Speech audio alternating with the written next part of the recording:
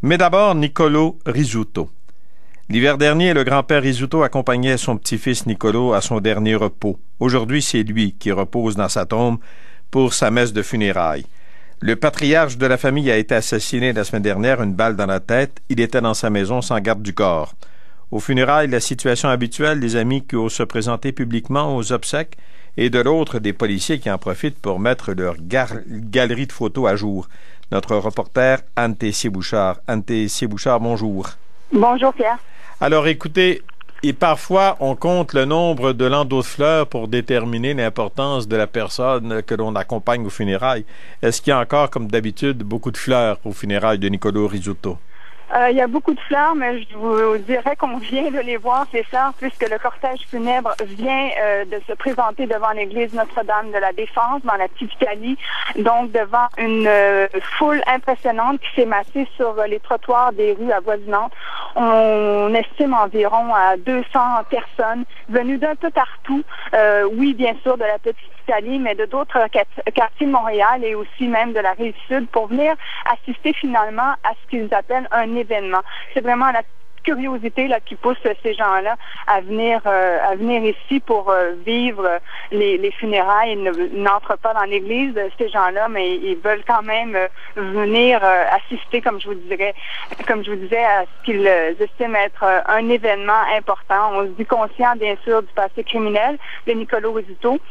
Mais il y a une dame à qui je parlais qui me disait, moi j'habite tout près, je côtoie des Italiens et je peux ressentir ce que eux ressentent. Donc je me dis qu'ils doivent avoir beaucoup de peine parce que la famille, pour les Italiens, c'est très important, ça passe avant tout et voilà pourquoi je suis ici.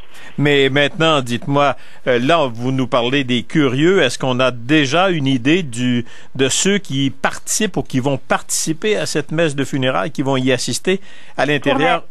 Oui. Tout juste avant que je prenne la parole, on avait estimé là, à quelques dizaines, même je dirais peut-être plusieurs dizaines de personnes qui sont entrées dans l'église. Mais là, pendant que je vous parle, donc les gens, les proches, les plus proches là, de l'entourage de Niccolò Rizzuto vont sortir des voitures. J'ai compté 4 limousines ici qui suivent le corbière. Donc voilà, maintenant ces gens-là vont s'extirper des voitures pour entrer dans l'église. On présume, Pierre, que la cérémonie sera célébrée en italien. On s'attend aussi à ce que le cortège funèbre entre dans l'église sur l'air du célèbre film Le Parrain. Niccolò Rizzuto avait toujours l'habitude d'assister à des cérémonies, que ce soit son 50e anniversaire de mariage ou autre, en se présentant donc sur l'air de cette célèbre chanson. Alors, c'est probablement ce qui va arriver ce matin. Alors, mais Anne Tessier-Bouchard, aucun incident jusqu'à maintenant, parce qu'on dit qu'habituellement, dans ce genre d'événement, il y a ceux qui participent aux funérailles, puis il y a aussi des policiers qui sont sur place. Est-ce qu'il y a eu des incidents jusqu'à maintenant? Beaucoup de policiers présents, oui, qui, comme vous l'avez dit, mettent leur carnet à jour en prenant des images, photos ou vidéos des gens qui se présentent, en prenant aussi en note les plaques d'immatriculation des véhicules. Le seul incident qu'on peut rapporter, c'est un peu plus tôt ce matin, il y a eu la découverte d'un colis suspect sur le parvis de l'église. Alors, les policiers se sont fait dire par des membres de la communauté italienne qu'il s'agirait d'une espèce de tradition.